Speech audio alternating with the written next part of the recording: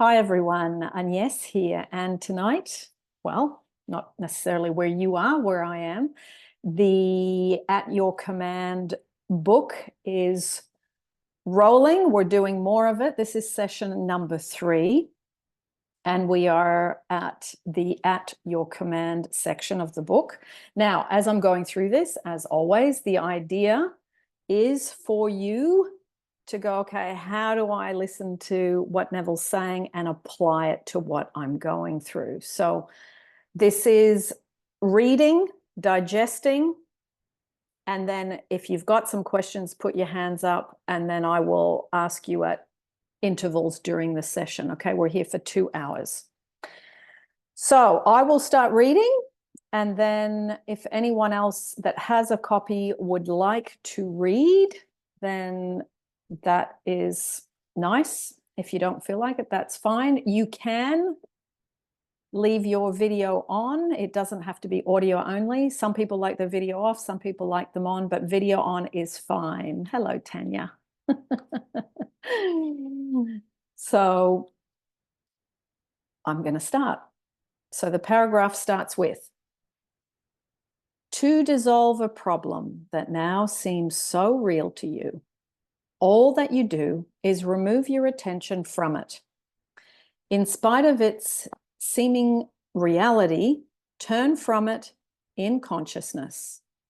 Become indifferent and begin to feel yourself to be that which would be the solution of the problem. So it's so easy to get caught in what is going on and what is happening and how it affects you mentally and emotionally. But this is a skill, and it is a skill that Neville reminds us of, and it is to practice this, getting to the place where you can practice detaching from what's going on. And then you take it a step further, you imagine how it would be if you were in the scenario the way you would like it to be. So what you're doing is you're correcting your thinking from problem thinking to solution thinking. Okay? So, for instance, if you were imprisoned, no man would have to tell you that you should desire freedom. Freedom, or rather the desire of freedom, would be automatic. So why look behind the 4 walls of your prison bars? Take your attention from being imprisoned and begin to feel yourself to be free. Feel it to the point where it is natural. The very second you do so, these prison bars will dissolve. So you can apply that to anything. Apply this same principle to any problem. So whatever you've got going on right now, if you can pull your attention away from it and then flip into the emotion that you would prefer to have. And that is about going around the back door in a way. So you're going to the feeling place, and then the 3D shifts. Because when you think about what you want it because it gives you a certain feeling, or it would give you a certain feeling. And usually, if you want something, it's because it will make you feel better than you feel right now. So if you go around and start to generate that emotion of whatever it is, love, feeling relaxed about money, feeling excited about new employment, whatever it is, if you can hop into that and practice it to the point where it feels like your favorite t-shirt and you put it on and it's comfortable rather than one you've just taken out of the packet and it feels stiff and uncomfortable, you practice it until it becomes natural. Okay? Now, if anybody's come in a bit later, you don't know where we are, just put a message in the chat and someone will help you while I'm reading, okay? Just maybe say what book you've got, if you've got a book, so that we can point you in the right direction. I have seen people who were in debt up to their ears apply this principle, and in the twinkling of an eye, debts that were mountainous were removed. I have seen those whom doctors had given up as incurable take their attention away from their problem of disease and begin to feel themselves to be well, in spite of the evidence of their sense to the contrary. In no time at all, this so-called incurable disease vanished and left no scar. Your answer to whom do you say that I am ever determines your expression. As long as you are conscious of being imprisoned or diseased or poor, so long will you continue to outpicture or express these conditions. So, I mean, Abraham Hicks always talks about it's a focus-based universe. Neville talks about that it's the state that you are in. So they say it in different ways. But at the end of the day, it's really about getting to the point where you are solution focused. You are solution orientated. So you can see this. This isn't what I want. This is bugging me. This is making me feel angry, anxious, worried, whatever it is. And then you go, okay, now I need to move over here in my thoughts. And then when my thinking goes back over here, I need to pull it back again. So you got to just practice pulling it back. And you don't have to do it perfectly. It's just getting better at it over time. Okay. Justice, since you have got the copy, would you like to read, my love?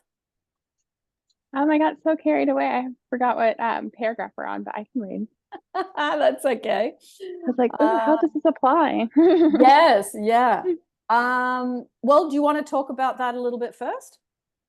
Sure. So right now I am trying to manifest a new job because after a bit, I've noticed that like a pattern of the same job or the workplace, it keeps on picking at my like maternal wounds.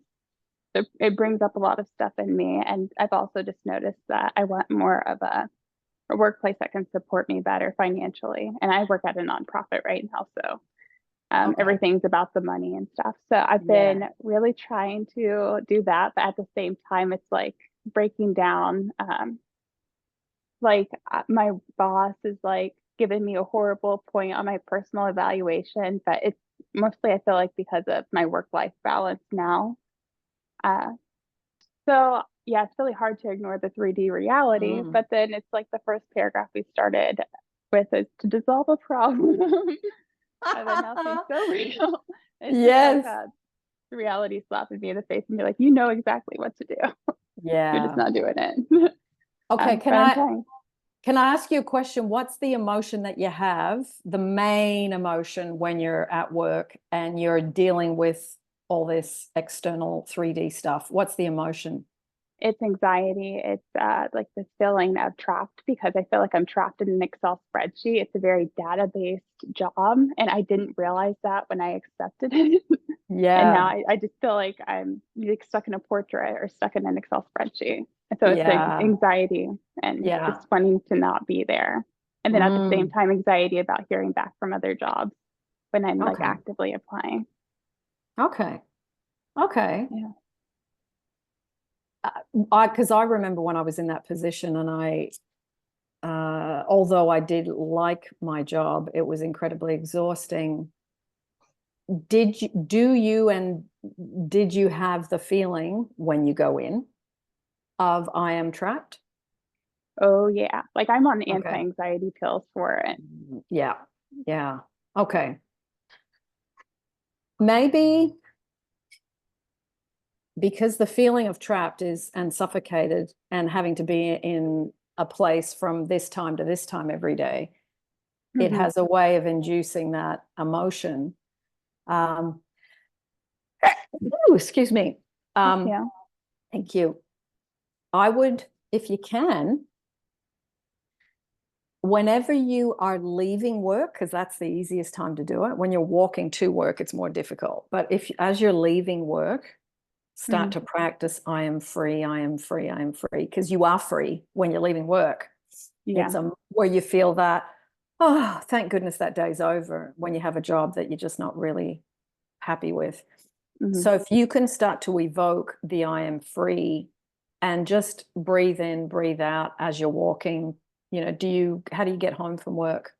I drive in my car. I've been like Oh, watching your good. videos, rewatching it from when you were in retail and like Yeah. going on like breaks during like walking during my breaks and practicing Good. Florence and a mixture of like Noah and being like, thank you for my job and my wonderful compensation and my colleagues. Yeah. um, Yeah. That's yeah, the way. That's the way. yeah, And just try and, because that, that, oh, I yeah, it's don't want right in the to go. gut. Yeah. Or you're standing in the shower in the morning, and it's like, please don't make me go there. Please don't make me go there. And then the other part goes, we have to. We need to earn money, and this is your job right now. Yeah. So it's like that real battle and the conflict within. So that's understandable because part of you knows you want to get out, but the other part of you needs to be practical and have an income. So in the Hmm. meantime, I think if you can, try and evoke the feeling of I am free, because sometimes if you say I am wealthy, or you say, um, well, in particular, I am wealthy, I would say, because if you're wealthy, then you can do what you want. Hmm. So if you can do I am wealthy, go ahead. But if it feels like too big of a jump, or look, I've never been wealthy, I don't know how that feels, then try to go around the back door with that feeling of freedom more, because the feeling of freedom is the feeling of being wealthy on some level. It's the same. I can do what I want when I want. I can wake up without an alarm clock. I can go today to spontaneously go and do something because I can work later or whatever. So that freedom of being able to move around, if Hmm. you can evoke that feeling as much as you can, I think that's one of the, well, if I'm wealthy works for you, go for that. But if it doesn't, this is another way to get in the back door and it still works. Okay, I'll try that. Usually, I think it's ironic that I usually get a job whenever I go on vacation and the vacation's coming up. And usually on vacation, I just throw it to the wind and I go like, I am free. And I do that with my mind. Yeah. So I will definitely try that out again. Hopefully it works. Yeah. Yeah. Yeah. That's all you can do. Have a try and then just keep bringing your mind back, and Mhm. I would even, if you can, just as type that little paragraph or photograph it and put it in the notes of your phone, because it kind of snaps you back to, oh, that's right. I'm focusing on the problem. I can't get there that way. So sometimes just one of these little Neville Nuggets. beautifully said Mhm. paragraphs is such a great way to then remind you. I used to set alarms on my phone to remind me because I knew I would forget and I'd go back to my old self of panicking and freaking out. So this is a good way to remind yourself, this is what I have to do. Let me read it. Let me remind myself. And now, as I'm walking home or I'm walking to the car to get home, then I can practice I am free. I will do that. Hmm. Yes. Are we at like when man realized that he is now uh that which he wants, or that is which he is seeking and begins to claim that one? Uh, I've lost my place. Hang on, where am I? I have seen people who were in debt up to their eye. Oh, I've read that. Okay. Da da da da. I have seen your okay, so we are at your answer to. Whom do I Okay. say that I am? Yeah. Your answer to whom do you say that I am ever determines your expression. As long as you are conscious of being imprisoned or diseased or poor, so long will you continue to outpicture or express these conditions. When man realizes that he is now that which he is seeking and begins to claim that he is, he will have the proof of his claim. This cue is given in your words, whom seek ye? And they answered, Jesus. And the voice said, I am he. Jesus here means salvation or savior. You are seeking to be salvaged from that which is not your problem. I am is he that will save you. If you are hungry, your savior is food. If you are poor, your savior is riches. If you are imprisoned, your savior is freedom. If you are diseased, it will not be a man called Jesus who will save you, but health will become your savior. Therefore, claim I am he. In other words, claim yourself to be the thing desired. Claim it in consciousness, not in words, and consciousness will reward you with your claim. You are told you shall find me when you feel after me. Well, feel after the quality in your consciousness until you feel yourself to be it. When you lose yourself in the feeling of being it, the quality will embody itself in your world. You are healed Okay. from your. I might just go over that a little bit, Justice, before we Okay. go on a bit more, because that's got quite a lot of meat on the bone. So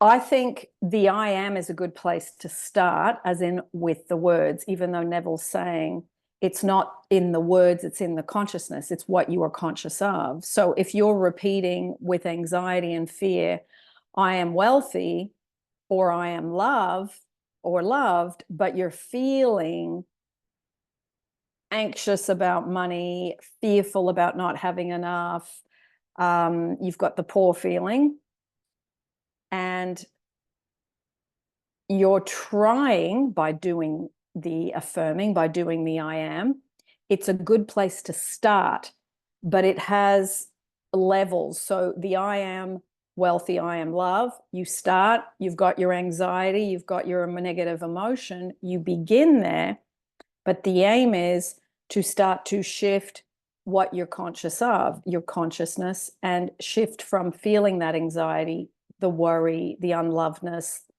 to the opposite.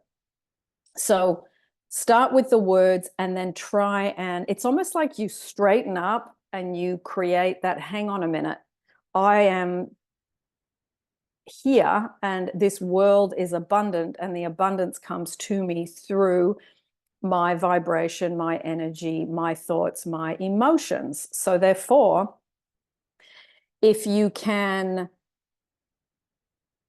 and I think for me, I was really bad at this in the beginning. It's like I was only able to concentrate for extremely short periods of time and practice getting longer periods of time over time, so that you build from 2 minutes to 4 minutes and you keep going, so that you become someone who not only is able to say the words, and then someone who is able to feel the experience. So start where you're at. It doesn't matter where you're at. It doesn't matter how you go about it. It doesn't matter how long you've been doing it. The idea is it's just a skill and you will get better at it. So be gentle with yourself, be okay with the pace at which you're working.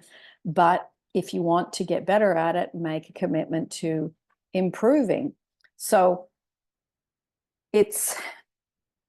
I like how he explains this.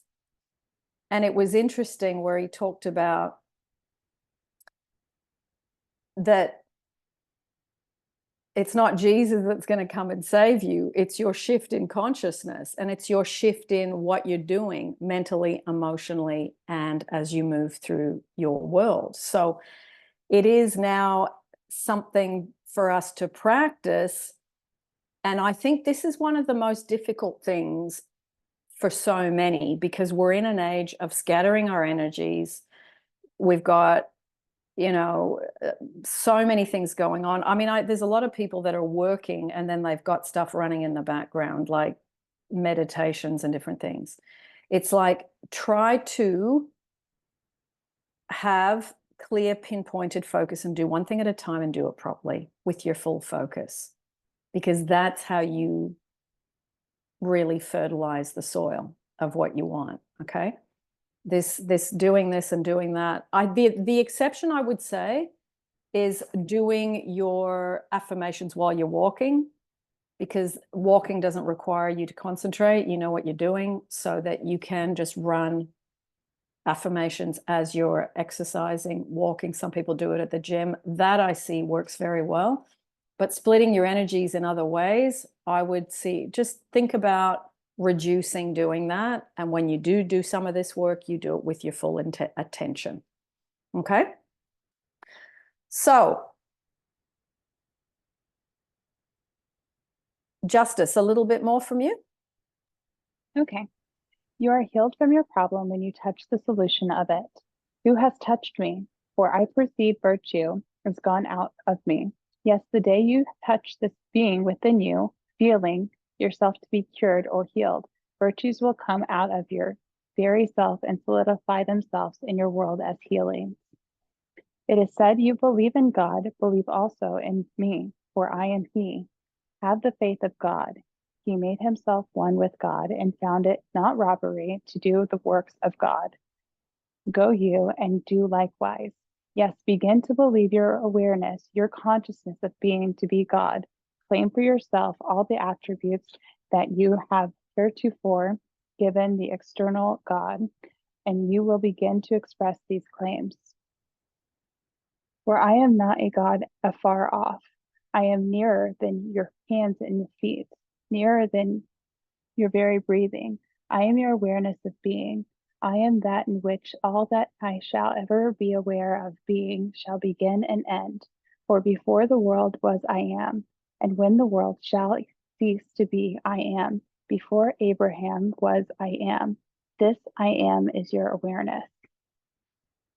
Except the Lord builds the house, they labor in vain that build it. The Lord being your consciousness, except that which you seek is first established in your consciousness. You will labor in vain to find it. All things must begin and end in consciousness.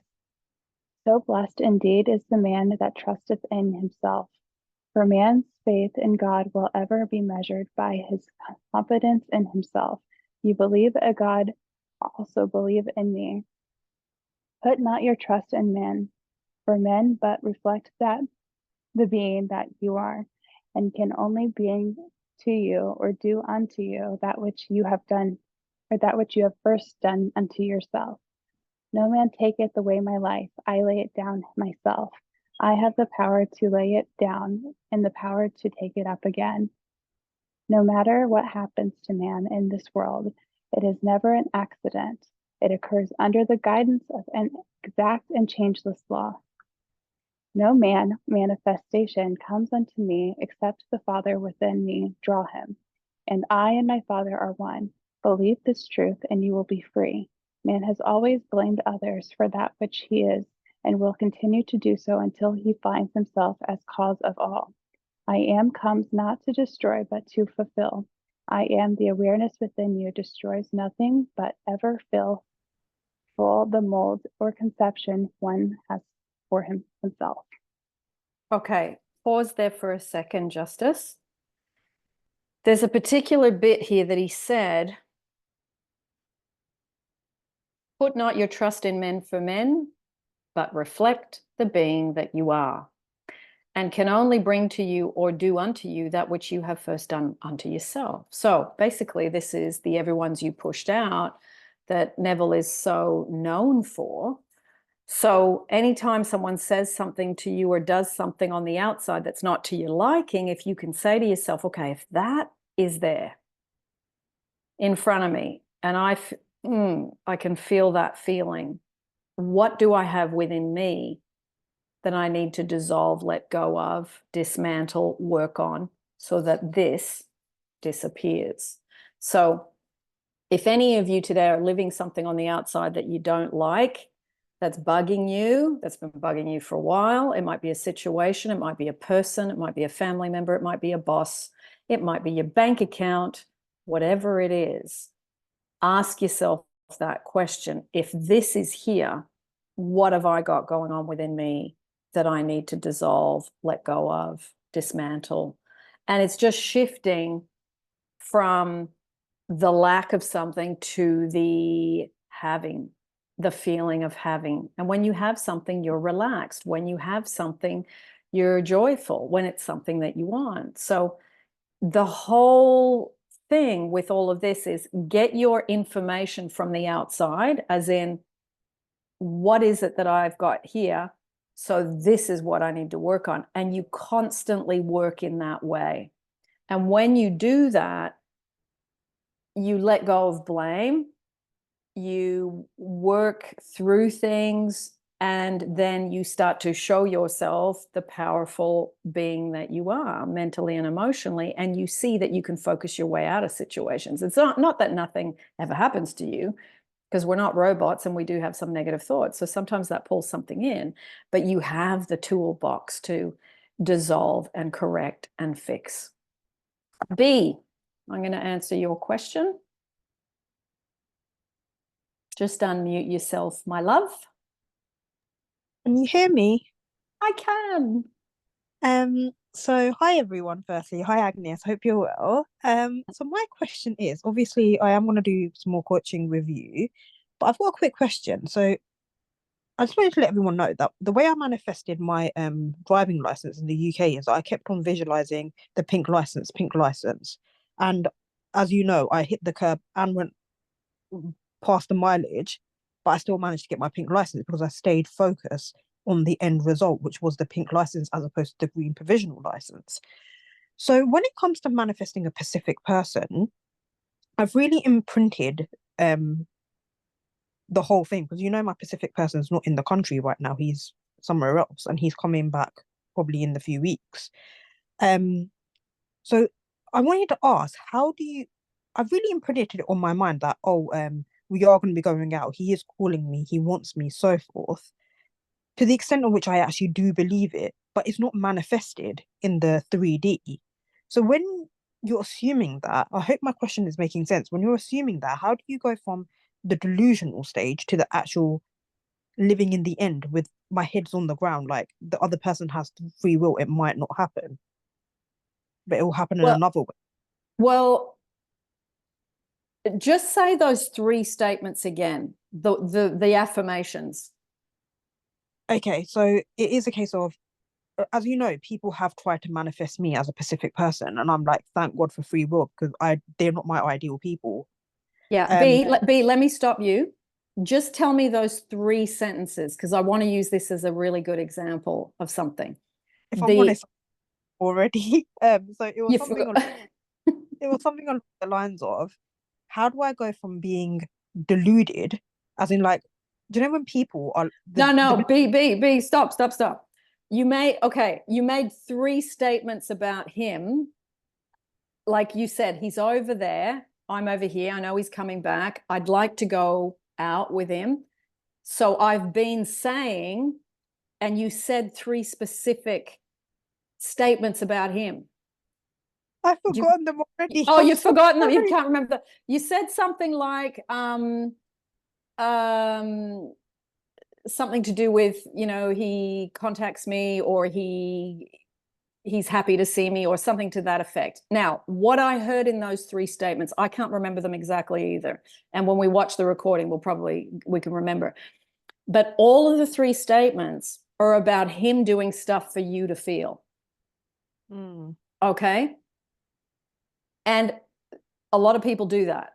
Don't get me wrong. And you can start there if you want. But those type of statements are about, I need you to change so I can feel something. Okay. So I would go around the circle a different way. I love our connection. I love how we enjoy each other, mutual benefit for two people. It's not just one person doing something for the other. Okay. I do agree that people have free will. People say, no, they don't. You can get them to conform. If that were true, everybody would have what they wanted. So I think you can influence, but you cannot control another human being. I think it's spiritually incorrect to do so. And if you really love someone, you wouldn't want to do that anyway. So it's doing the statements from here and projecting out the I am loved. I am feeling beautiful, whatever word you want to use. I am beautiful. I'm desired. So it's coming from you. And when you do it from that place, I think it's got a lot more potency than trying to use affirmations to get someone else to change for you, someone else to change for you. Those types of affirmations, I would say, are beginning ones that we all start with, me included. But as you start to look at what you're saying, what you're doing, what you're thinking, changing those affirmations to more of like what Neville's talking about, it's the I am. If I felt I am love, or I am lovable, or may divine love be made alive in me, whatever statement you resonate with, that is a powerful energy that comes out from you. And then this person wants to be around you, because you are no longer needing or trying to get anything in your energy. So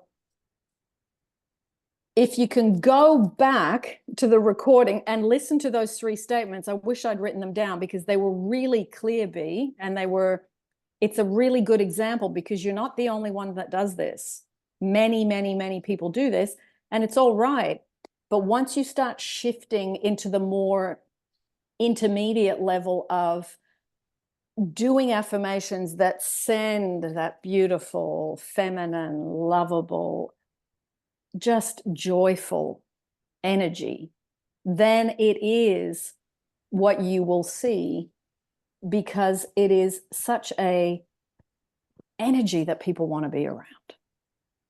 So what my question was, so you're right, because one thing I have learned is when you focus on yourself, everything around you is going to fall into its place. Things do shift. So you know that. And that is something that I'm currently working on because with this, I've picked up on it. But what I'm trying to say is this, that I've imprinted the relationship so much in my mind that I've actually started to lie to people that I've got someone in my life, which I don't because it hasn't manifested. But it was quite scary because I lied and I don't lie. Like, I started lying that I've got someone, I'm like, oh yeah, I'm dating someone, whatnot, because in my head it's actually really imprinted. So what the question is, how do you go from the state of being without being deluded? Well, you walk around like you've got what you want, you see. So you walk around in a state. See, when you're not in a relationship and you want to be in one, you're not content. You're dissatisfied and you're in a state of, I'm not getting enough, I want more. So that is what you are working on, is contentment. It's relaxedness. It's no rush at all, because I'm already feeling good that you are an addition. You're not the main meal. You become, where the relationship is the side salad to the main dish. You are the one that is in that. And this is the consciousness thing that Neville was talking about. In your consciousness, there needs to be the state of contentment, the state of satisfaction. Yes. The thing that everybody has in common when they're not in a relationship and they want to be in one is a state of dissatisfaction. And when you're in that, what that tells you about you is you think love is over there in him, her, whichever gender you prefer to date.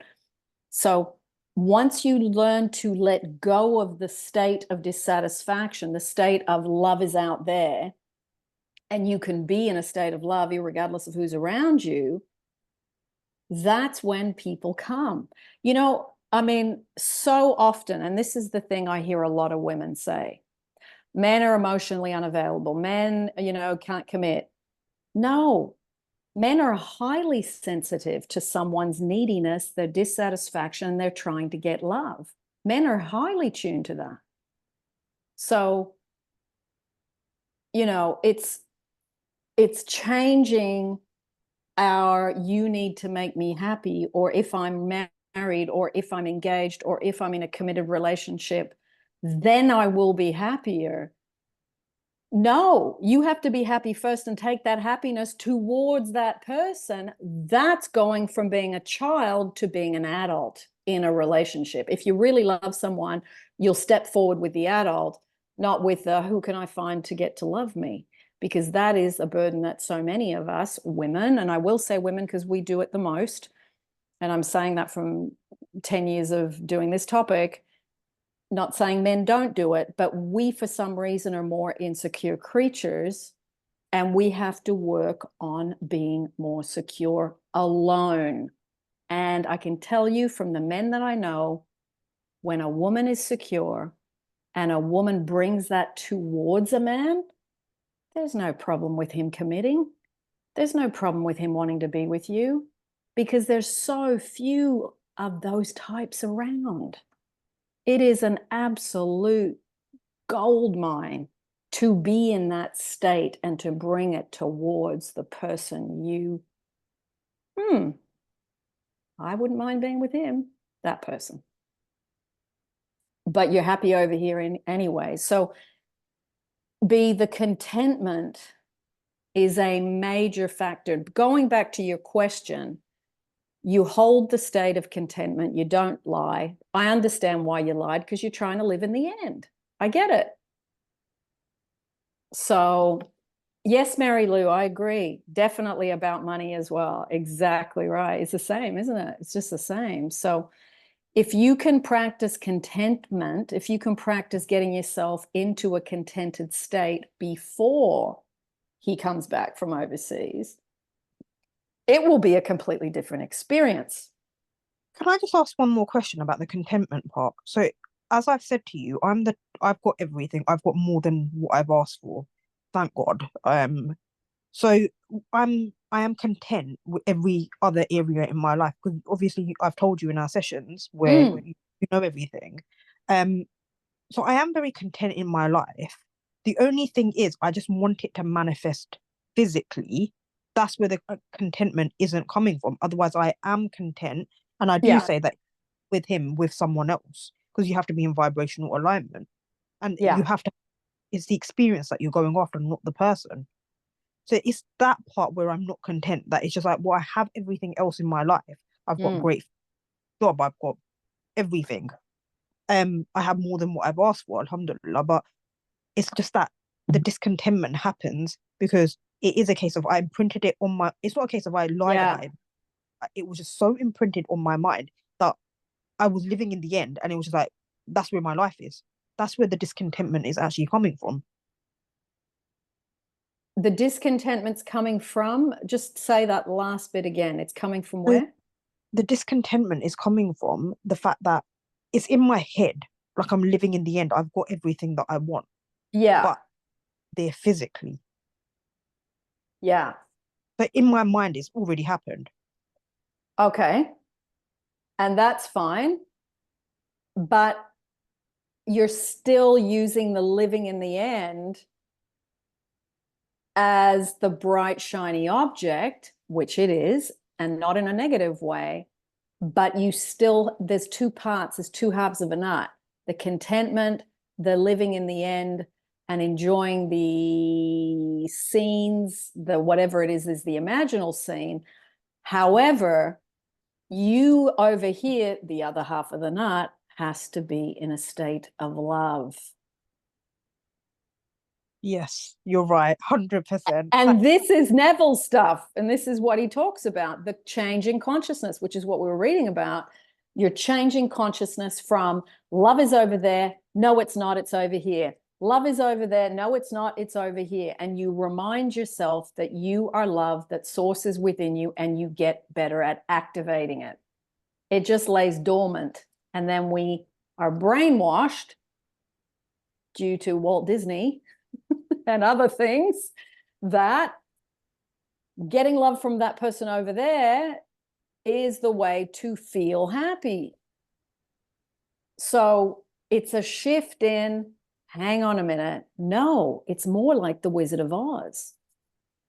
They went on the journey and thought that the wizard was going to grant them their wishes. And yet in the end, they realized they had developed the things they were trying to go to the wizard for along the way. And this is the same.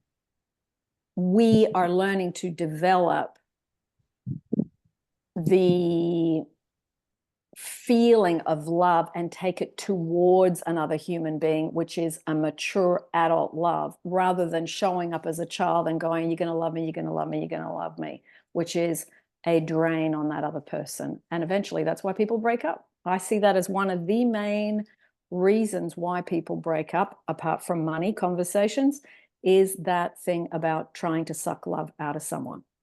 So as well, like when, like just observing relationships, when the women are in a state of I need this, I need that, I need this, they don't give it. As soon as a woman is like, I've got great friends, I've got money, I've got my whole life, men are there just giving, giving, giving, giving. Yes, they react to the energy that a woman projects. And there's, you know, that hands on hip stuff is a great way to get a man to go away. And when we are in that lovely, soft, feminine, happy, joyful, playful state without needing anyone else to do anything for us, wow, That's sexy. That's attractive.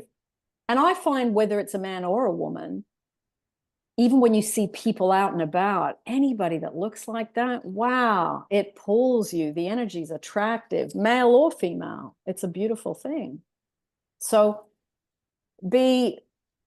when I called on you, I didn't realize who you were until I heard your voice. That's quite cute. But when you make the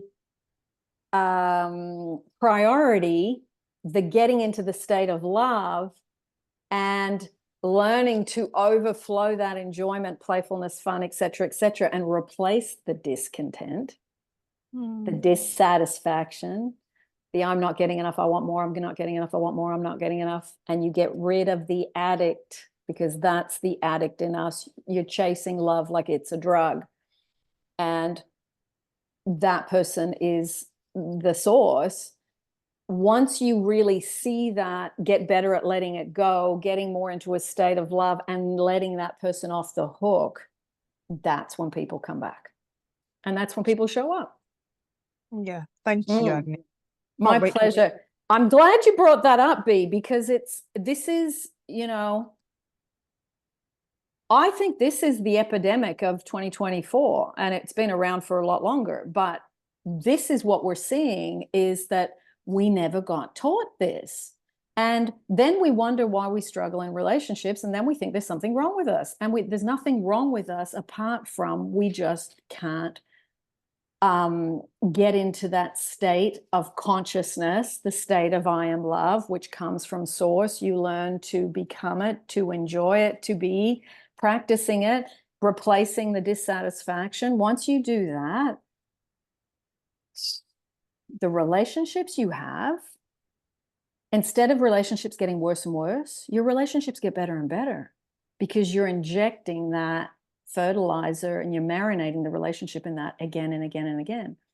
And so there's no drain on the relationship. The bond dovetails and strengthens rather than weakens through people getting needy, people going, you owe me, why don't you do this, I want that, no, all these conversations, endless conversations, because people are dissatisfied on the inside and they're projecting that onto their person. So the less you do that, wow, amazing what your relationships can be. This is when you get to the place where you have the best relationships ever. It's That's amazing. true that I honestly speaking, I've had this saying, there's a saying in my language that if you could be the most beautiful woman in the room, but if you have an ugly personality, that's all anyone can see. And it is a the right person and you're radiating that feminine energy, it inspires the man to become masculine. And but staying in that feminine energy, it takes months and months of studying, in my opinion. That's my personal experience. Yeah, I mean, it does. This topic is a humbling experience for most, but it is one that can be the greatest jewel in the crown. It really is. This is transformative, B, once you understand. I mean, I've spoken to you before. I know you understand it. Now you're in the process of applying it. And that's just the natural progression, is the application again and again and again. And it's a humbling experience for us all. It is. But, it's so great. You got someone to practice on. You've got someone in your sights that is coming back from overseas. You know that they're coming back. Let me use the time wisely to get myself into that beautiful state of love and to be able to offer that. That's the greatest gift of all. You know what, you're right, because it is a case of I'm experimenting whether I can do this. You are right. But that's come into my head is this, that, my age, I'm 30. I'm at that age where I've observed things and stuff like that. Like a child is like, I want what I want. I want the bag of sweets. I want the bag of sweets, and I'm not going to stop until I get the bag of sweets. I don't care if I'm going to have to disobey my parents and whatnot.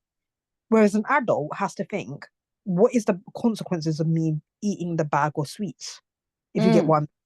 you're going to have the sugar rush, you're going to feel sick afterwards, you get that grit, all of that. So it's kind of like Yeah. trying to, I don't know, Yeah. organize through all that. Like it's a case of, in the end of the day, you get, like with my last specific person, I didn't create a safe environment for him to come back, even though I attracted him back, because I didn't want to be in a relationship with him. And it was because you can't turn a cat into a dog or a cat into a rabbit. A cat will always kill a mouse. Like you can't have one of my managers, she had a bird and the cat ate the bird.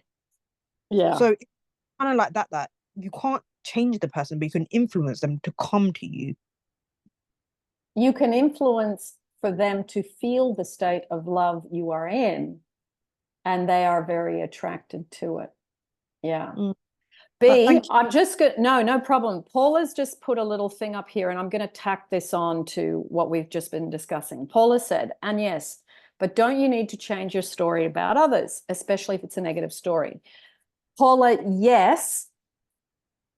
First half of the nut, change myself. Second half of the nut, change my negative thoughts about other people. So, for example, what I hear with women a lot, he's stubborn. Okay, so I hear that. So what is it in that sentence that needs to be changed? My thoughts about my thought I had about him, or let's look more deeply. If someone says, and the person's female, let's use male, female for this example. The woman says he's stubborn. Now, what I hear is, you're saying he's stubborn, but what is it that you are doing that's causing the stubbornness to rise up in front of you? Usually what I see, it's someone trying to get more, push more, control, manipulate, and that person doesn't want to do it. So you got to look at the two halves of the nut. So in that case, you go, okay, if that's there in front of me, stubbornness in John, for example, then what have I got going on within me that I need to change? My need for control, my need to try and get more from him than what he wants to give. I'm not loving him when I'm doing that. I'm actually trying to use him to meet my needs. So when you look at all of that, what happens is you go, okay, it's not that I perhaps need to change my perception of John being stubborn. I need to pull back and look at, why am I so driven to try and force my desire onto John, that he is creating a wall of stubbornness and he's blocking me out. So sometimes it is looking at someone differently and looking at them with love and with kindness and blessing them and saying, I wish for them the best for them that they want for themselves and all these things. And other times it's a correction at our end. So you got to look at, which one do I need to do? And if you look at both halves of the nut, you will find your answer. Okay. So I'm going to read a bit more. And, is somebody else have the book and would like to read? And they know where we're at. All things must begin and end in consciousness. That's where we are. And then Lazlo, I'll take your question after that.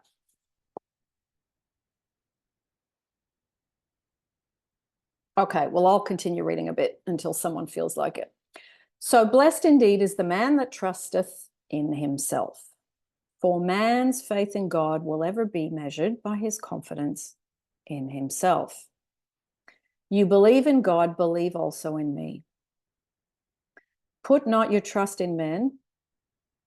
I've jumped way too far back. I'm rereading this. Well, okay, I'm going to keep going because maybe there's a reason why I'm reading it a second time. No man taketh away my life. I lay it down myself. I have the power to lay it down and the power to take it up again. No matter what happens to the man in this world, it is never an accident. It occurs under the guidance of an exact and changeless law. No man, and really, Neville's huge on law of assumption. He talks about the law of liberty, the law of assumption. There are two laws that he talks about a lot. So whatever it is that you are experiencing on the outside, It's not an accident. It's a reflection of what you've got going on in your mind about what you're seeing in the external. So to shift the external, you shift the internal first. No man, manifestation comes on unto me except the Father within me draw him. So nothing comes unless you've got a matching bit that it dovetails with. And I and my Father are one. Believe this truth and you will be free. Man has always blamed others for that which he is and will continue to do so until he finds himself as cause of all. I am comes not to destroy, but to fulfill. I love that line. I am. It comes not to destroy. I am, and practicing I aming something, I am, fill in the blank, that is there to draw to you that which you would prefer. And that is such a beautiful thing. Whatever you put in the blank is what you can start to create. Now, I know there is a lot of stuff on YouTube at the moment in our industry, personal development, law of attraction, etc., the talking of robotic affirming. Now, I think I personally don't see a problem with it in the beginning. So it's better to robotically affirm than to have a whole bunch of negative thoughts, in my opinion. It's a stepping stone in the right direction. If it starts to not generate a feeling, don't worry, in time it will happen. So you can do it two ways. You can affirm just from the head to get the mind used to it, and eventually the feeling comes, or you can do the affirmations and try and generate a feeling. I don't think one way is right and the other one's wrong. I've tried them both ways. Depends on what I'm working on, and it depends how many years into it, which one works best.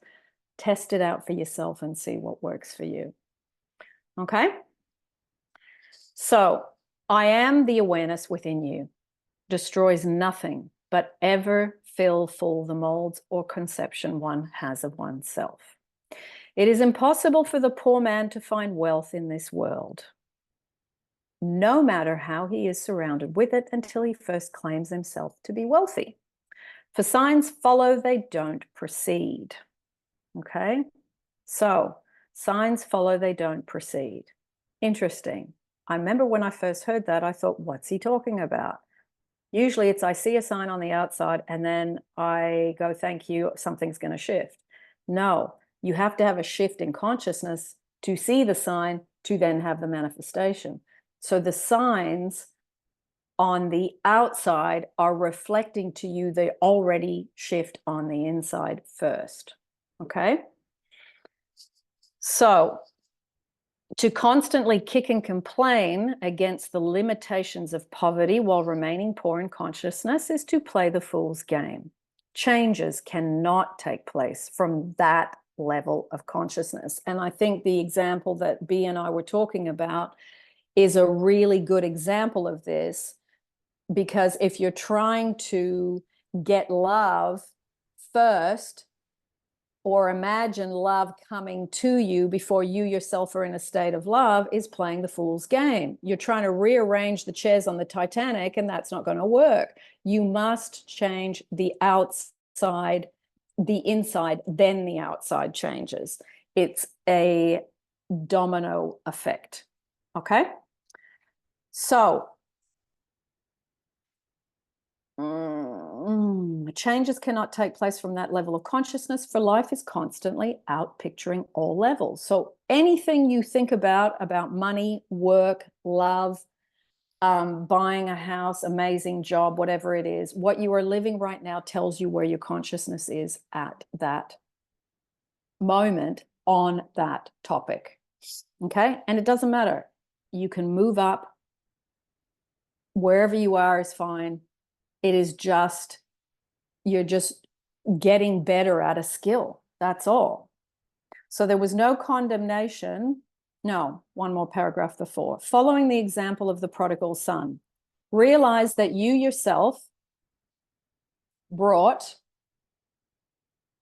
about this condition of waste and lack, and make the decision within yourself to rise to a higher level where the fatted calf, the ring, and the robe await your claim. So really, if you are in lack, the first thing to do is to make a decision, and then you rise up to a higher level, and then you try and maintain that higher level. You may be a bit like snakes and ladders where you go down, you come back up, you go down, but you will move over time at higher and higher points. And that is where you start to feel exhilaration and freedom and fun and happy and relaxed, and you're free of anxiety. And that's a wonderful thing. Okay, Lazlo, I'm going to take your question. Okay, well, I have my question is regarding, what's going on in the world where, many things are going very, very interestingly and very, very, very deep problems, you know what I mean? Like I think about how irrelevant we can be on the grand scheme. For example, after all that matters in life are the interests and the power and the money and everything. So sometimes I wonder, like sometimes I think about this, how, like, in the end, no one cares about morals, no one cares about principles, no one cares about feelings, no one cares about anything, and all that matters is those three things that I mentioned. And sometimes I think about how that's a simple concept that the powerful people use. Like it ain't that hard to understand, right? Lazlo, let me go back to what you just said, because that was really interesting. No one cares about morals. No one cares about values. No one cares about. You are projecting that out, and then you will be witnessing, and I'm not discounting the stuff that goes on in the world. Like, we're all aware of what goes on, but it's where we plug our socket in. We can't be in obliviousness as to what goes on around the world. But we can go, okay, I can see that, and I'm going to use my mind to say, I love seeing examples of people with values. I love seeing examples of people that care. I love seeing examples of people that exhibit kindness. So you have to, irregardless of the external situation, start to change the internal dialogue. Right now, your dialogue is just reflecting back the external. But the thing is, you can equally change what you're doing mentally and emotionally, and then you will start to see examples of those kind of people. But it has to start with you. I see. So, but as I said, some things I think about, like how easy it is to understand that it's a world where the only thing that matters are interest, power, and money. And so the best thing you can do is just stand by the winning side no matter what, right? It's something simple. For example, No, I don't think it has to be that. It's you don't have to be on one side or the other. I think it's just a case of what I believe and what is it that I need to anchor myself with and ground myself with, irregardless of what all these things, all these countries, all these issues, all this stuff. This is where I have to call up my power and direct my focus onto desired things, irregardless of what I see. I see. So it's like, for example, sometimes I wonder if it would be a good idea to delete any trace of morals, principles, and everything from my being to the point where I only care about money, power, success, Lazlo, stop for a sec. If you are wanting something different, you must focus on something different. Okay, I see. So, for example, as I said, for example, sometimes I also wanted to talk about, do you know the concept of reality shifting? Which was a concept that became popular around 2020 and 2021. That basically, I like there is a whole subreddit about it there are hundreds of thousands of videos there on YouTube. If you want, I can share some of them with you. But something I liked about that concept of reality shifting is that thing of being able to shift your consciousness to a different reality, for example, where you can live all types of experiences. And sometimes I wanted to use that concept, especially, let's say something very bad happens on my country. Let's say everything's falling apart. Everything is Yeah. everything is feeling like I wanna be here anymore. I could maybe go to that desired reality, shift my consciousness and be there as much as I like while everything goes on my current reality. Sometimes I wonder that concept. I know it may sound very cringe or very ridiculous. I understand, no worries. But Well, Lazlo, in a way, it's not different, to changing states, because if you're wanting to be in a reality where you feel safe, where you feel secure, where you feel at peace, you can call it shifting realities.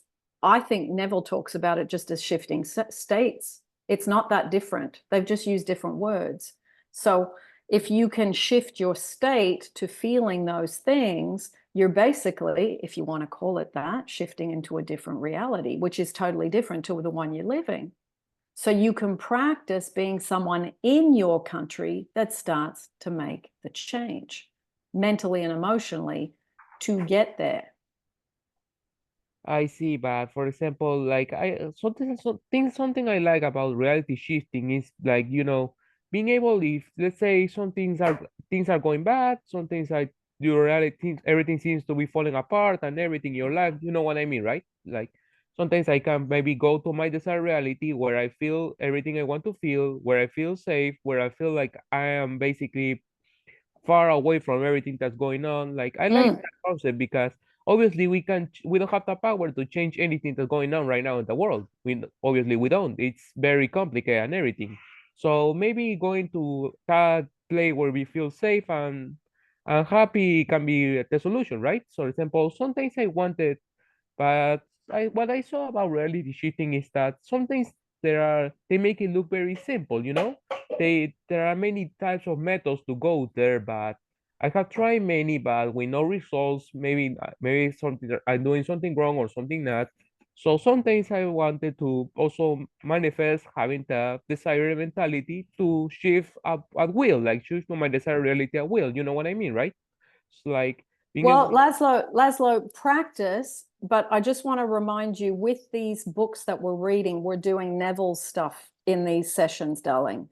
So if you want to go and check out that reality shifting stuff, knock yourself out. I mean, there's each to their own. There's so many wonderful things on YouTube. Explore everything that you want. But I'm going to bring you back to while we are doing these sessions with Neville, we're applying Neville's teachings to what we are going through. And I want to keep you back onto that thing, okay? So that we can, just learn from him and then move forward. I mean, if we have a live Q&A and it's general, knock yourself out, to talk about that, that's fine. Okay, But got it. Sorry for the off topic. Sorry. it's all right. And it's all right, darling. It's all right. Sometimes we just go off tangent because we've got stuff in our head and that's okay.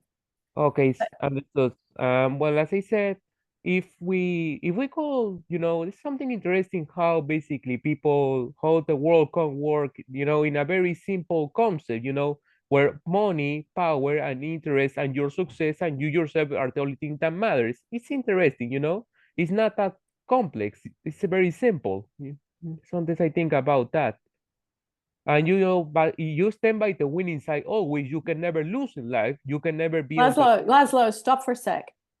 If you've ask me a specific question, because sometimes I get lost in too much information and my attention span isn't because remember, this is getting into my evening by now. So if you can ask a specific question, it helps me to be able to help you. Okay, got it. Okay, my specific question is that how we can basically manifest having the ideal mentality to things like I said, law of attraction or reality shifting, how we can manifest having what is needed, no matter the limits, to what is necessary, because sometimes I know you need to have a specific mentality for this type of thing, you know, and a specific way to see stuff. How if it has been very hard for me trying to adapt and try to Okay, feel the Lazlo, way. stop. You and I have had many discussions over the last 4 years. And we tend to go around in a circle, because I know you hear me when I tell you, but then I think you forget, and that's all right. I'm happy to say it again. But if you want something different, I mean, this is where Neville talks about this. It's practicing living in the end of what you desire, darling. So if you're going to look at things that you don't like, things that aren't working, what's going on, what upsets you, the idea is to learn to harness your focus. And Lazlo, I know you're young, because, you know, you and I have talked. When I first met you, you were like 19 years old. So you're still learning a lot of this stuff, like we all are in here, regardless of age. But if you can go back to the basics and go back to practicing living in the end of what you desire, because you keep getting pulled off into all this stuff on the outside, and then it just winds you up emotionally. So if you can focus on what is it that's upsetting me, what would I prefer, and then practice living in the end, that is how you get there. And it doesn't matter what the topic. I see. So, for example, Okay. you know, example, I know it's very hard. Like, say, for example, let's say you want to manifest your specific candidate, presidential candidate winning the elections, that you feel that the world will be a better place, a much safer, free place with them in the power. I know that's a very hard thing to manifest, because that's something very, you know, it has to do with the voting of millions, of billions, basically. So, how you can do, what's the best thing you can do about it to manifest that? Lazlo, I just answered that question just before you asked me that question. You practice living in the end, darling. I Okay. see. So, Okay. so whatever it is, whether it's politics, music, money, work, it doesn't matter what the topic is. You got to stop talking about the problem, and you got to focus on the solution.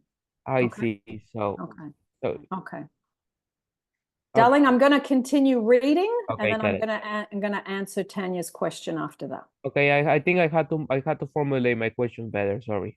No, darling, it's fine. I mean, it's fine, but it's because I know you, because I've known you for a long time. It's like you and I have had this conversation quite a few times, and I understand. You go back to where you are, and that's okay. But it's just, I'm trying to give it to you clearly from different angles, so that you can just, because I know you get very upset and very wound up by what's going on in your country, and I understand that. You know, I'm not going to take that away from you. Some countries are going through a lot of stuff. So, but it's people like you that know about this work that can pull it in and start to change the collective consciousness of what's going on. See, thank you. Okay. All right, let's read a little bit more. And then Tanya, I'm going to call upon your little yellow cartoon hand. It's pasted on the wall behind you. Okay, so where am I? Justice, can you hop in? Because I've lost my spot. After talking, I've forgotten where I am. Okay, I know that we passed the prodigal son. Yes, we Okay, passed so the prodigal son. So I think we're at there was no condemnation of the prodigal Okay. when he had the courage right there. Do you want me to read, or are you Yeah, wanting yeah, to? go ahead. And then I'll Okay. have and then I can listen, and then that gives Okay. me a little break. Thank you. All right, no problem. There was no condemnation of the prodigal when he had the courage to claim the inheritance as his own. Others will condemn us only as long as we continue in that for which we condemn ourselves. So, happy is the man that condemneth himself, not in that which he alloweth. For to live, or for to life, nothing is condemned, all is expressed. Life does not care whether you call yourself rich or poor, strong or weak. It will eternally reward you if that which you claim as true of yourself. The measurements of right and wrong belong to man alone. For life, there is nothing right or wrong.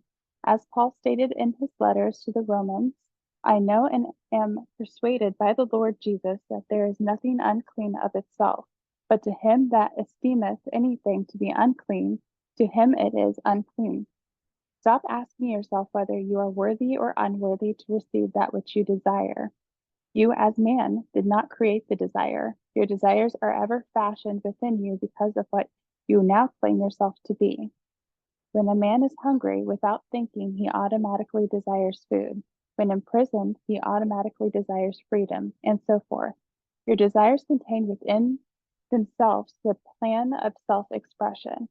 So leave all judgments out of the picture and rise in consciousness to the level of your desire and make yourself one with it by claiming it to be so now. For my grace is sufficient for thee. My strength is made perfect in weakness. You want me to continue? Okay. Have faith in this unseen claim until the conviction is born within you. That is so. Your confidence in this claim will pay great rewards. Just a little while, and he, the thing desired, will come.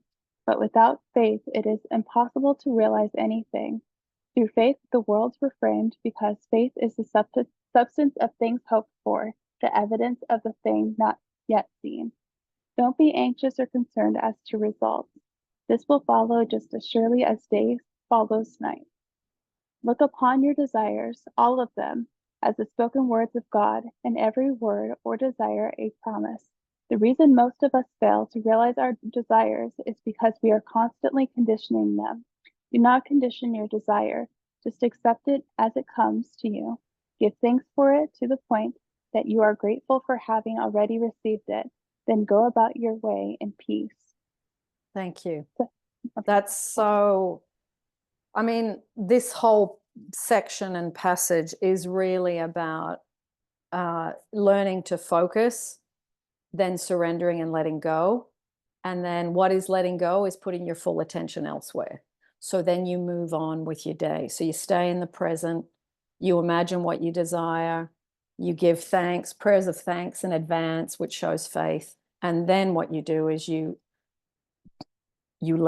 surrender it to the one that delivers, whether you call it source or God or infinite intelligence or the universe, it matters not, but that it's like you have to yield to its timing, you yield to its delivery, because when you get something is the right time. And if you haven't got it yet, then it's not the right time. There's something more to learn, there's more surrender to do, there's letting go of control, there's letting go of scarcity, whatever it is, there's still something in you that needs working on.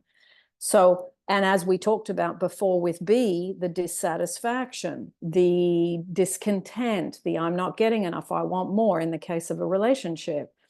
Or in the case of money, it's letting go of, the anxiety of, oh my goodness, how am I going to pay my bills? So it's a powerful thing.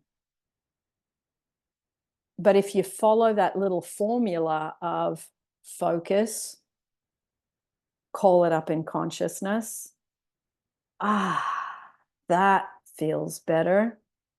Thank you in advance. Surrender and let go, put your full attention elsewhere. There's the little recipe. That's how you do it on the timeline. Tanya. Hello. Hello. Hi. So I've got a question that's a little bit, it's about love and money.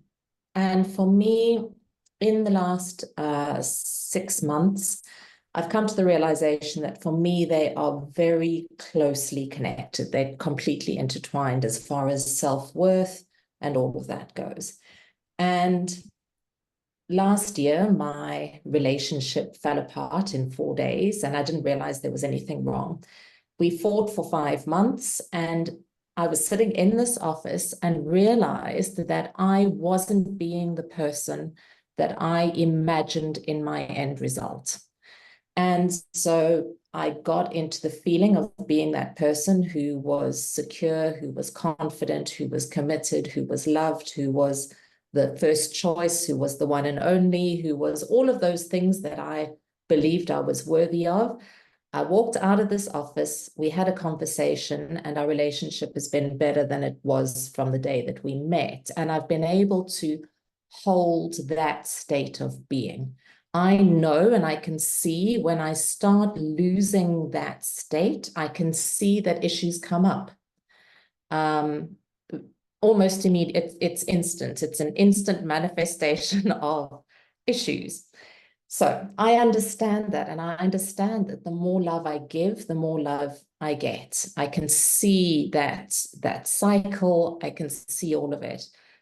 And when it comes to money, I can't see the same thing. And I don't understand why. I can't see who I am in the end result. I can see what I have. I can see the life that I have. But for some reason, I can't feel who I am. I know the words, but I can't feel them. Okay. Yeah. So I don't know what my Mm. question is. Yeah. Because I realize that it's quite... I do know that once when a couple of weeks ago, we had a conversation about money and I felt really judged. And immediately I went out of that state of being confident and everything in our relationship, and we had issues. It was when money came up. So that's why I know that they're so closely connected. And I'm just having difficulty figuring out who I am as that person that has enough, that doesn't worry about money at the end of every month, all of that. Yeah. How You do know, I... no, it's really interesting that you've seen the connection, because I remember, well, firstly in my own life, and also when I was working with other people, that people that often struggled with money often struggled with love. And I was thinking, what's going on here? And it's that thing underneath of I'm not deserving, I'm not worthy. And then it's the emotions of anxiety, emotions of fear. Because when you have love and you have money, you're relaxed, you move at a steady pace, but you're not that manic, I've got to make money, I've got to make money, you know, that feeling that you get when you just don't have enough. So I think to maybe make it easier for you,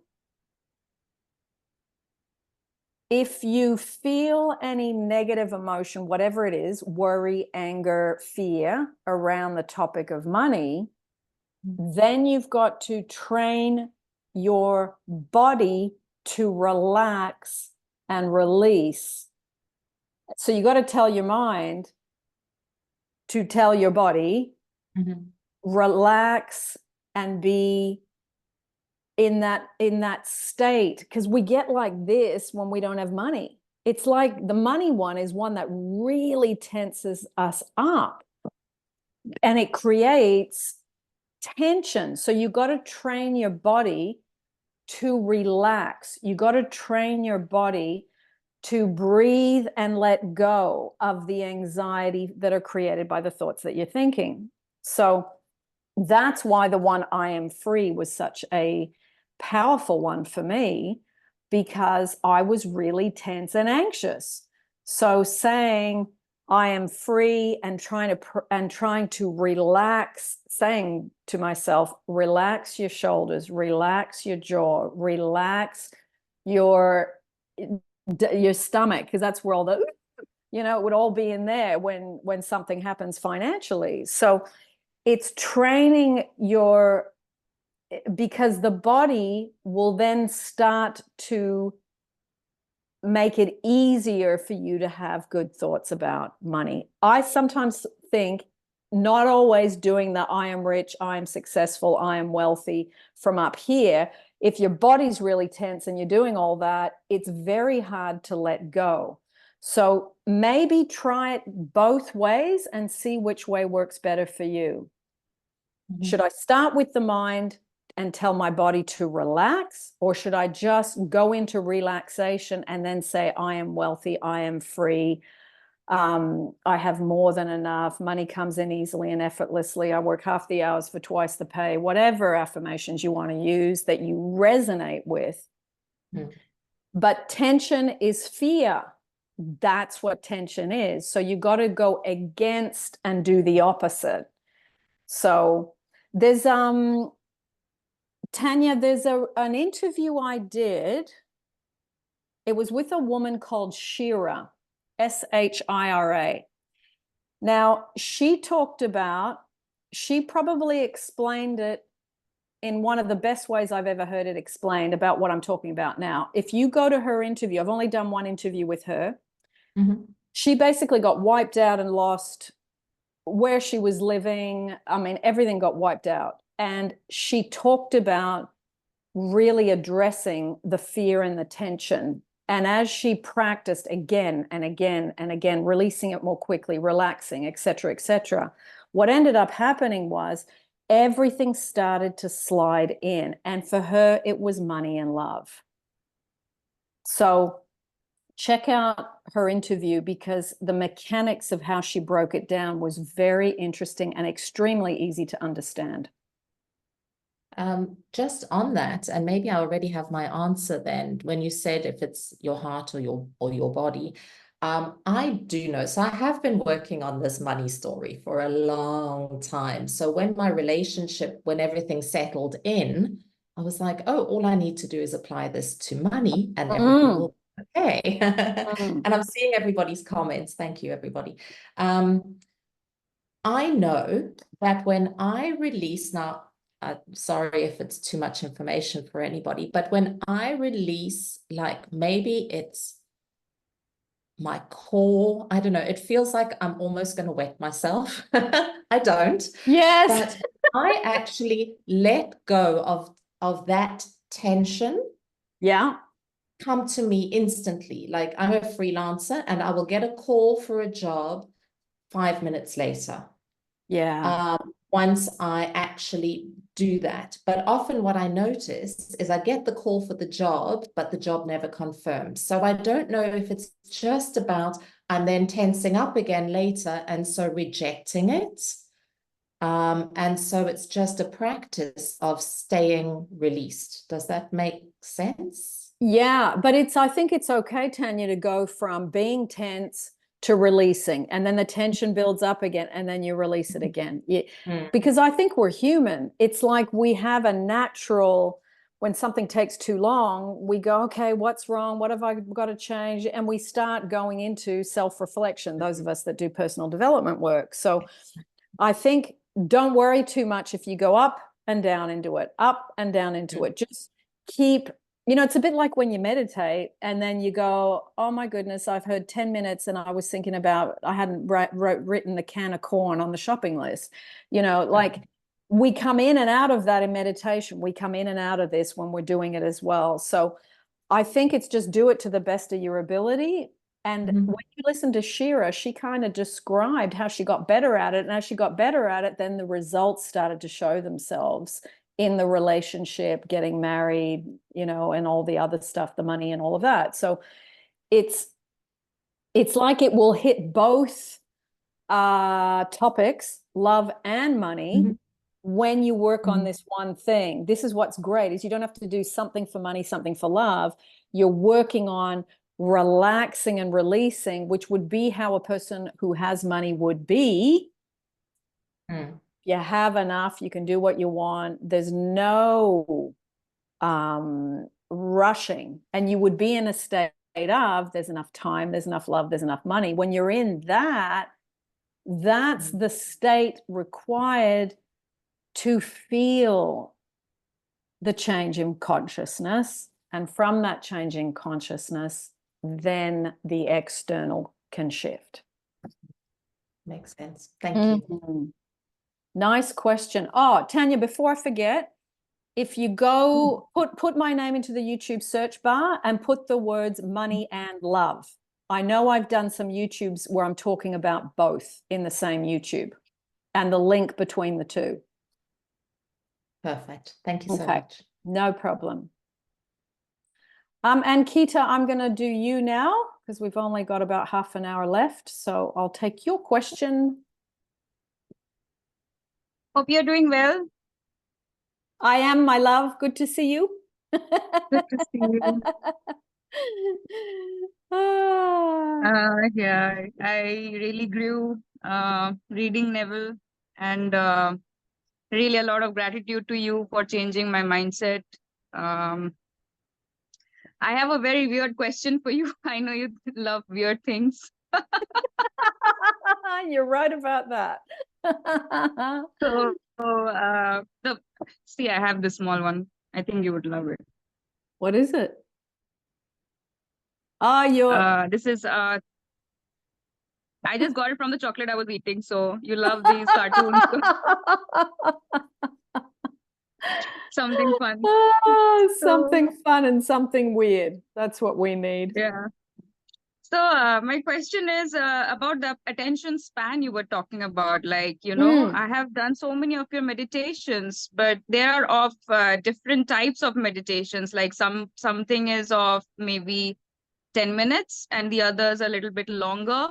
So what I noticed in my reality is that sometimes, I don't know, it is my focus issue or what, but the scenes come in very like in bits and pieces. It's not like coming together in reality.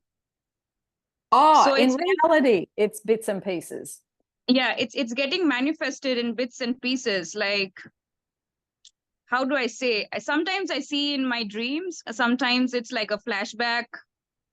When your subconscious impresses the scene, when you're visualizing. Yes. So I do understand birds before land because I have been manifesting since a long time, and I'm a bit frustrated with the birds, but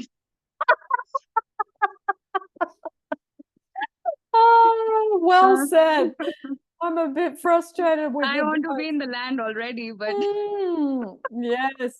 Yeah, of so course. what is your advice for being in the land? And I know it's all about faith also, but no, yes, but in the light of my conversation with B, I'm the dissatisfaction, the discontent. It's like you're stuck in it. So while you're in that energy is the handbrake to the ship. So, and the thing is, we all get frustrated and discontent and annoyed when something takes too long. There's that part of us that goes, hurry up already. But it's like the urgency then tells you that you need to lean back and relax more. So it might not be meditation, Ankita. It might be that you go and float in the ocean on your back. That's really helpful for letting go and surrender. It might be that you go for I'll give you a background. Actually, it's true. It's not a meditation. I'm not actually a person who's very impatient. You have known me before. I mean, I have had patience and stuff. Yeah. It's very easy for me to manifest other things. Like, it's easy. I think I'm sure for everyone who's manifesting maybe money, job, career.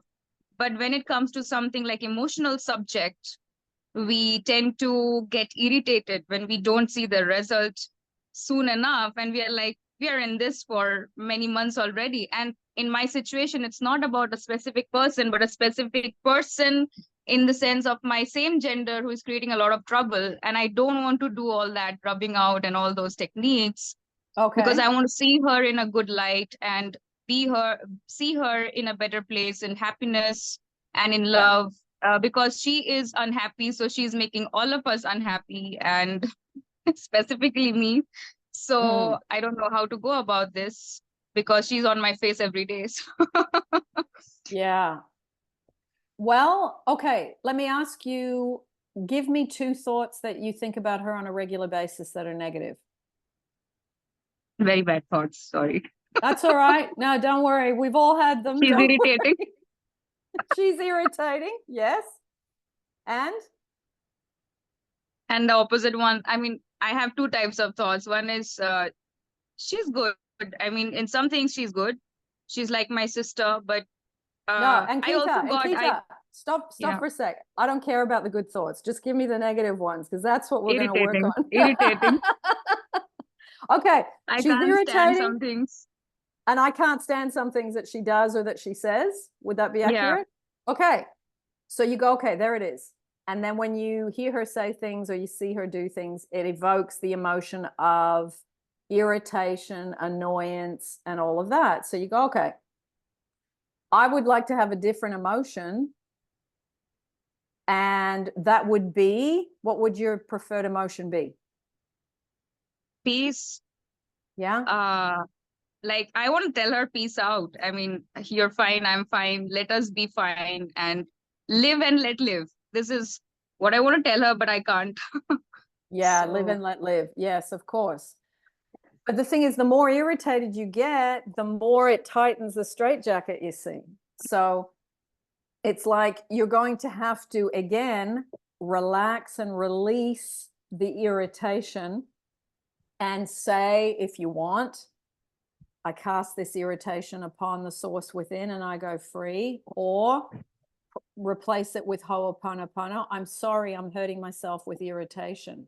I'm sorry that this person just gets on my nerves so badly. Please forgive me for doing this to myself. Please forgive me for not being able to hold the state of love here because it feels impossible. Sorry, please forgive me. I love you. I love you where you're at. You're doing your best. And this is a spiritually challenging thing. I love you while you're learning. I love you while you're trying to change. I love you while you're trying to practice on this person. Thank you. Thank you for reminding me what I need to do. Thank you for reminding me it's not about being perfect, but I can try and let those negative thoughts pass through and then jump into something more positive as I see myself going back to my old way. So you don't have to say all those in between bits, but that's basically what you're doing. I'm sorry, please forgive me. I love you. Thank you. And you move through it like that. So I don't tell it to her. In my mind, it's just the feeling I'm getting through her. I'm doing Ho'oponopono for the feeling. Yes, you're trying to clear the old data of whoever she reminds you of. There's something about her that reminds you most likely about Oh yes, she does remind me of a copycat, someone I know. Okay, so if you can, do the Ho'oponopono or do the I cast this irritation upon the God within or upon the source within and I go free.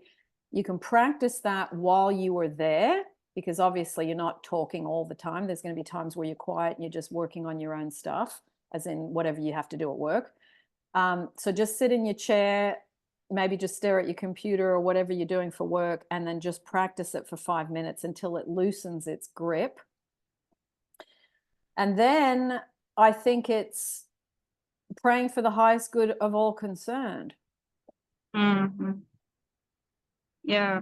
And that's not easy because sometimes you think, I don't care about the other person. I just want to be free because this has gone on long enough. But if you pray, I actually feel trapped. It's been a long time. I'm sorry to.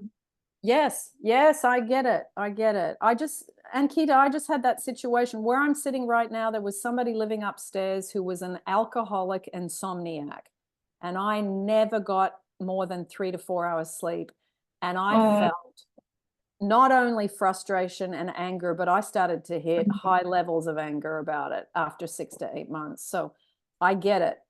It can wind you up emotionally, this stuff, especially when you're thrown together in spaces that you don't want to be in with this other person. So the feeling of perhaps suffocation, being trapped, you got to flip it into I am free, because that's how you would feel if this person was no longer around. Actually, sometimes she doesn't even talk. Her vibe is like so irritating. Like, you know, some people whose wives just repel you. Yes. They don't have to tell you anything.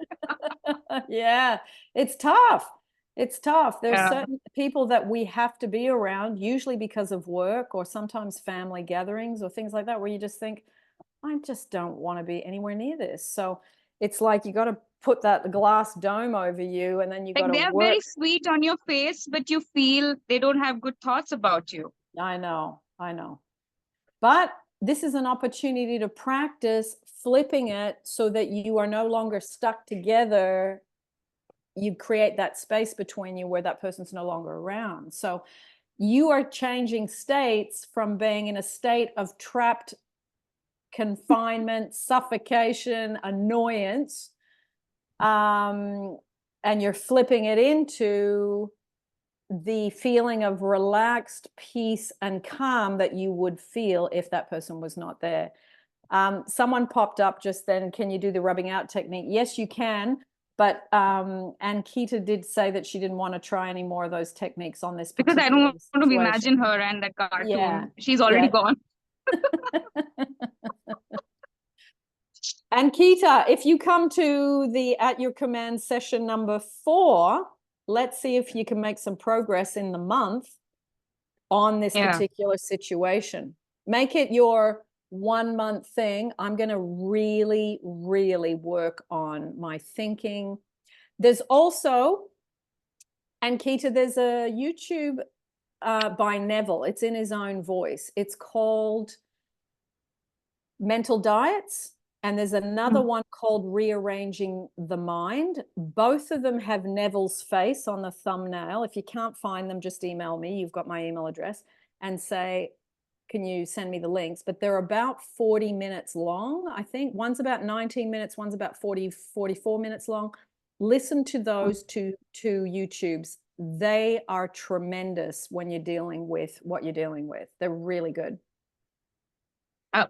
Actually, a part of me is in conflict. Like, a part of me wants her to do well, but a part of me is like, who cares? Yeah. She has to go. I know. I know. So, thank you so much. I will definitely tell you what happened after Ho'oponopono. I think something will come up and solve the situation. Do you think I can revise the way she has been behaving? Because there would be so many scenes I have to revise then. Yes, I saw that little note pop up from Hello. That was a good suggestion as well. You can maybe try all of these things and then see which one you resonate with the most and the one that works the best for you, you see. Okay.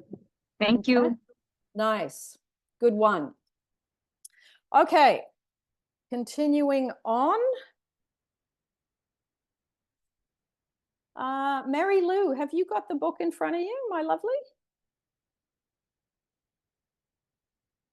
Just unmute yourself for a second, my love.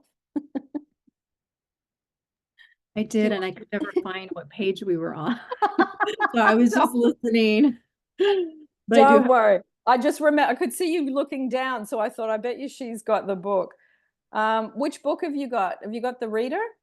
No, I don't. I just got that. Oh, is that? I don't know if that's the same as mine. Yeah, so that's why I asked. I've got At Your Command also. You've got it as well? Yeah, on my phone. You're reading on your phone. Wow. Okay. Yeah. Mary Lou, I'll ask you to read next time and we'll be a bit more organized. Because I know you read last time, didn't you? Yeah, lovely. Ankita, go ahead then, my love. Okay. This is about At Your Command. Neville says, your confidence in the claim that faith is a conviction that is born within you. Your confidence in this claim will pay great rewards. Just a little while and the thing desired, will come. But without faith, it is impossible to realize anything. Through faith, the worlds were framed because, it's in quotes, faith is the substance of the thing hoped for, the evidence of the thing not yet seen. I unquote. Don't be anxious or concerned as to results. They will follow just as surely as day follows night. Look upon your desires, all of them, as the spoken words of God, and every word or desire a promise. The reason most of us fail to realize our desires is because we are constantly conditioning them. Do not condition your desire. Just accept it as it comes to you. Give thanks for it to the point that you are grateful for having already received it, then go about your way in peace. Such acceptance of your desire is like dropping fertile seed into prepared soil. For when you can drop the thing desired in consciousness, confident that it shall appear, you have done all that is expected to you. But to be worried or concerned about the how of your desire maturing is to hold these fertile seeds in a mental grasp, and therefore never to have dropped them in the soil of confidence. Shall I go on? I just will say before you go, this bit where he talks about don't condition your desire, as in don't put conditions on it. So you've got a desire, you know what it is, and then it's okay, all I need to do is accept it as it comes to me. And before it comes to me, I need to relax and be in the state, the emotion of what it is I would feel if I had it. But I can get into that emotion, I can get into that feeling now. And that's the thing that brings it in. Because if you have the money, you would feel free, joyful. I can buy what I want when I want. So you get into that state now.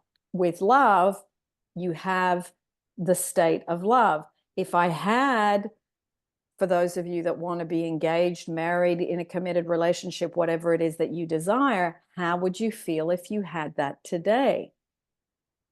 How would you feel right now if you had that right now? You wouldn't be in a state of preoccupation. I'm not getting enough. I want more. I'm dissatisfied. That state goes with not having what you want.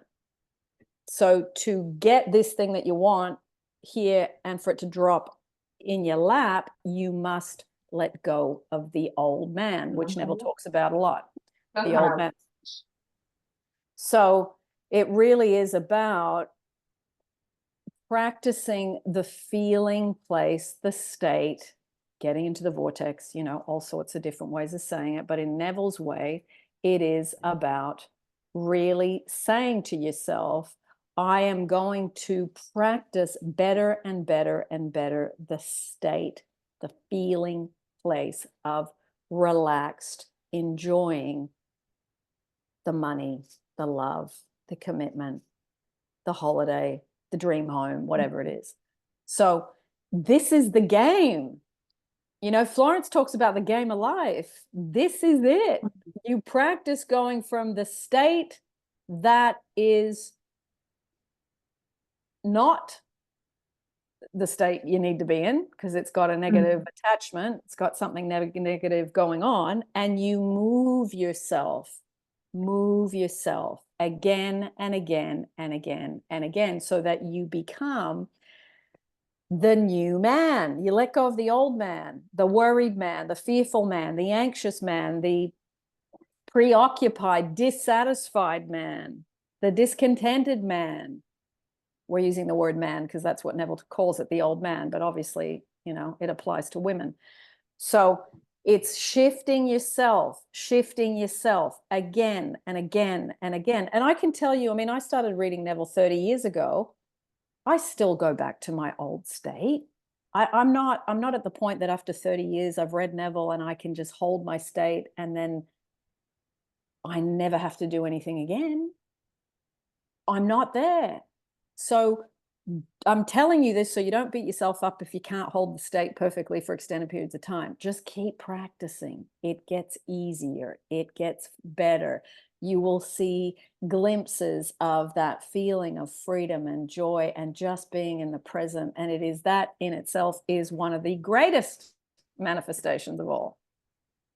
It's being free of being trapped by your negative emotion. That's one of the greatest things of all. So if you get the thing, great. If you don't get the thing, you're still in the state. So you freed yourself beforehand. You freed yourself beforehand.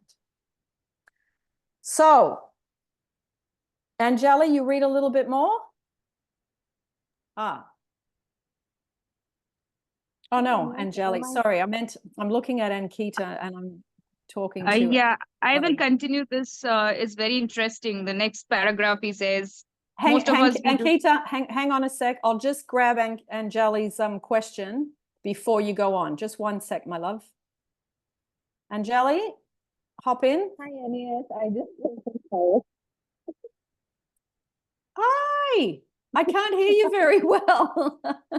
I said I just came from Paris. You're really muffled, Anjali, for some reason. Yeah. Again, am I audible now? Perfect. Yes, Is it better? perfect. Much better. Okay. Yes. So I would request you can continue on reading, because what Ankita is reading out is really concerned and connected to what question I'm going to talk to you about. So once you are done with explaining that part, then I'll share my question with you. Okay. Okay. We will do that. We've got Hey, long time, Anjali. Hey. Okay, Ankita, continuing. Okay. The reason men condition their desires is because they constantly judge after the appearance of being and see the things as real, forgetting that the only reality is the consciousness back of them. To see things as real is to deny that all things are possible to God. The man who is imprisoned and sees his four walls as real is automatically denying the urge or promise of God within him of freedom. A question often asked when the statement is made is, if one's desire is a gift of God, how can you say that if one's desires to kill a man, that such a desire is good and therefore God sent?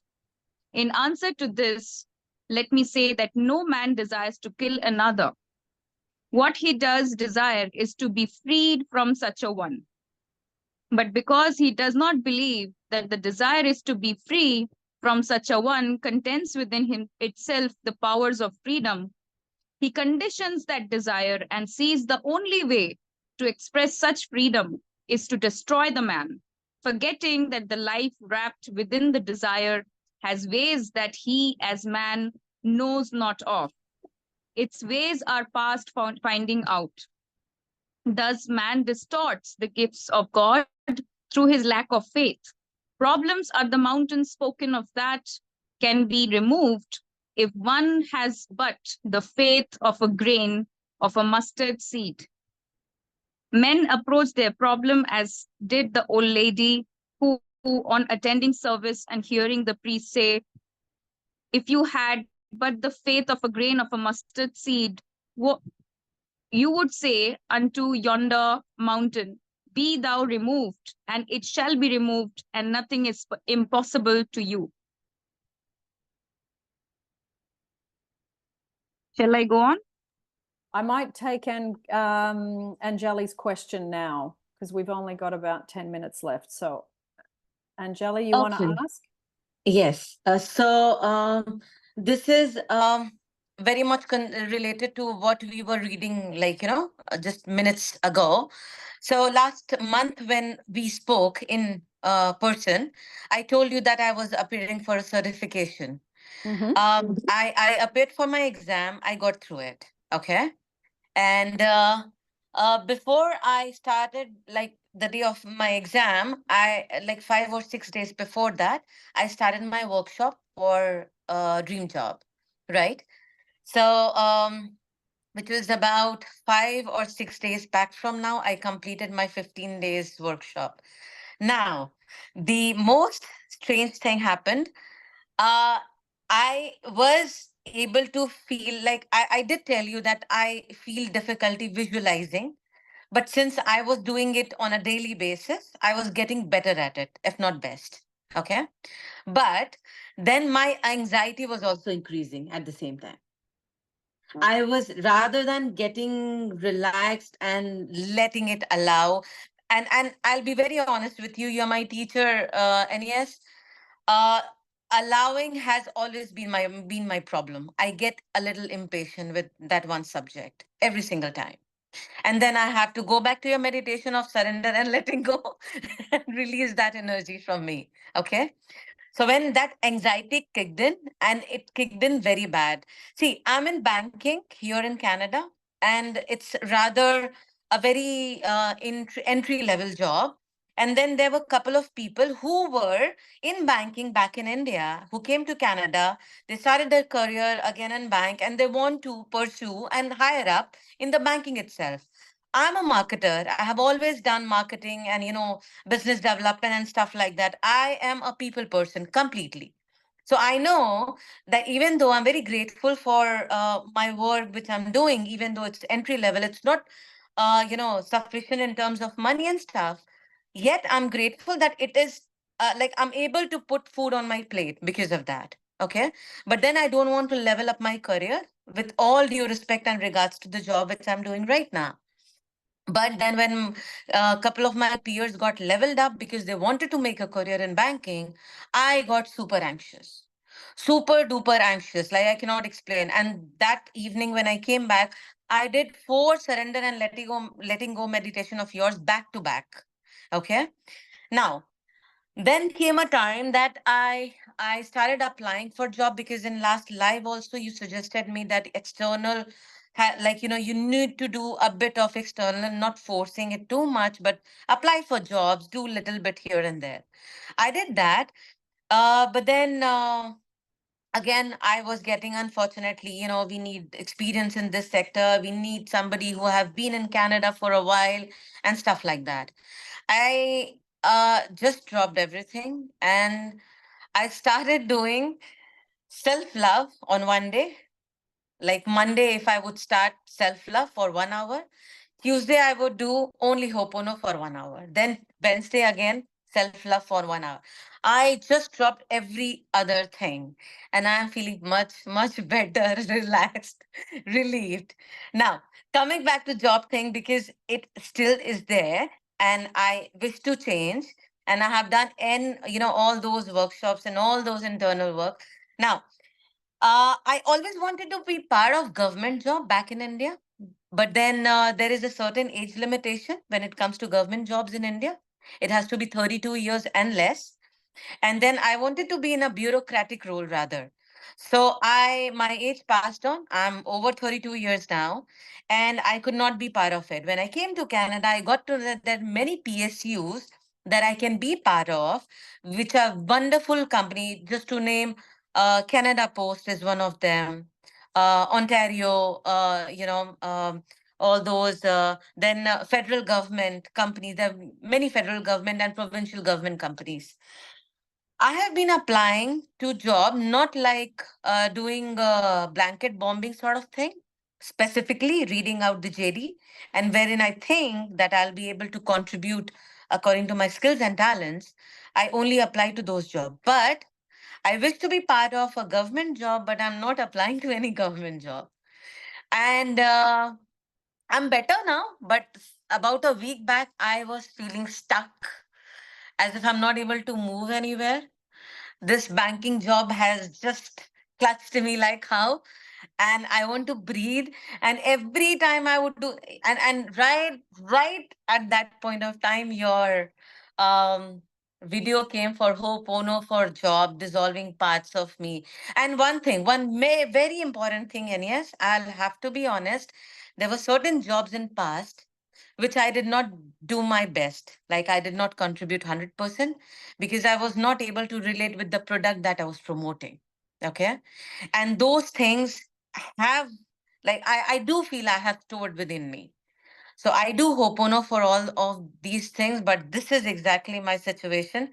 Please guide me through.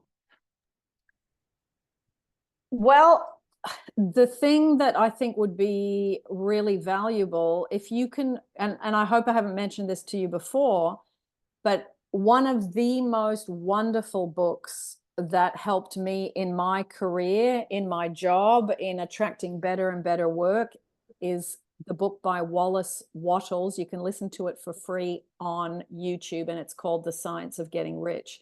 It sounds like it's all about money, but it's a career book. It's so much more than about money. I still listen to that about once a year. It is such a transformative book of how to view your work, how to progress at work, and also how to become so valuable that other people want you for their organization, or they want to poach you because you have got you're in the right place mentally, emotionally, physically, being of service, wanting to give, and all of that. So if you can listen to that, Anjali, sorry. I was looking at her name while I was saying it. If you can listen to that, Anjali, that book was a major pivotal point for me in my journey of work. Okay. Yeah. Okay. So try that. And if you can, just do a chapter each day. You know, it doesn't have to be a lot. It depends how much time you have, of course. If you want to do more, you can. But yeah, see if you can take notes, because Okay. it is so good. It really is. It's still to this day, I've read other books. It's still that one. If I think of work, it's that one. Okay. Okay. There's just one small a bit of information that I seek from you. And yes, when it comes to government job, like I don't mind applying, but then something in me, I don't know, there's something spooky, something which just raises its head that, no, you can't get this, or you won't get that, how to dissolve that. And I'm not saying it's very stubborn or it's very prominent, but it is there.